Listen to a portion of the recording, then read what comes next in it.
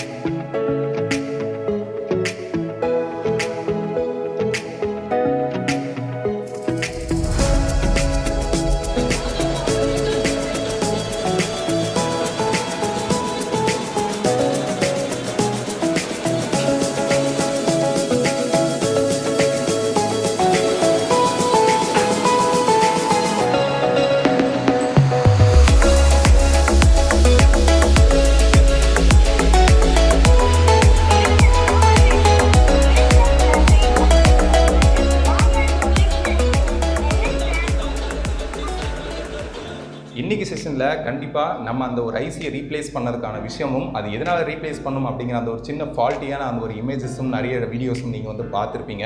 So இது மூலிமா உங்களுக்கும் ஒரு சில ஐடியா கிடைச்சிருக்கலாம். ஸோ கிடைச்சிருந்தது அப்படின்னா மறக்காமல் இந்த வீடியோக்கு ஒரு லைக் போடுங்க. மறக்காமல் நம்ம ஃபீல்டில் இருக்க எல்லா ஃப்ரெண்ட்ஸுக்கும் ஷேர் பண்ணுங்கள். அவங்களுக்கும் ரொம்பவே யூஸ்ஃபுல்லாக இருக்கும். இது போல் இன்னொரு வீடியோவில் சந்திக்கிறேன். தேங்க்யூ.